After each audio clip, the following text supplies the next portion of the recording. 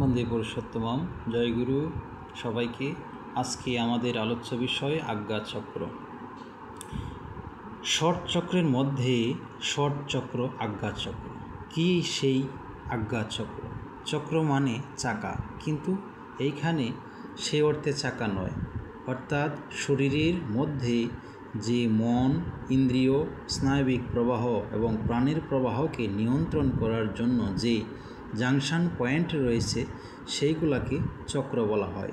ঠিক মানুষ দেহের মধ্যে 108টি চক্র রয়েছে, এর মধ্যে 6টি চক্র প্রধান। এই 6 চক্রের মধ্যে আবার প্রধান হল এক চক্র, যার নাম হলো আজ্ঞাচক্র। আজ্ঞাচক্রে মন সংহিত করে ধ্যান করার কথা শাস্ত্রে রয়েছে। শ্রী শ্রী ঠাকুর অনুকূলচন্দ্রের কাছে আজ্ঞাচক্র সম্পর্কে জানতে চাওয়া হলে তিনি বললেন, আজ্ঞাচক্রের অর্থ আদেশ, শাসন, নিয়োগ, বিধি, বোধ ইত্যাদি। আজ্ঞা মানে আদেশ।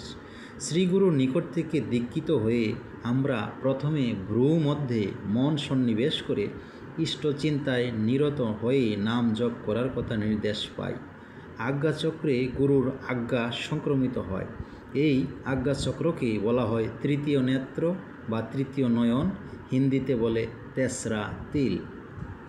আজ্ঞাচক্র সাধারণত ইন্দ্রিয় ও অঙ্গ প্রত্যঙ্গাদি নিয়ন্ত্রণের প্রধান কার্যালয়। পূর্ব বহু জন্মের বহু স্মৃতি আমাদের মস্তিষ্কের অসংখ্য কোষের মধ্যে লুকায়িত রয়ে থাকে।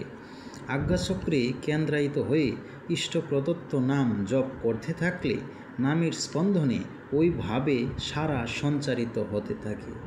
ওই সারা মস্তিষ্কের বিভিন্ন স্থান উত্তেজিত করে তুলে নানা রকম দর্শন, শ্রবণ, স্বেদ, কম্পন প্রভৃতির অভিব্যক্তি ঘটায়।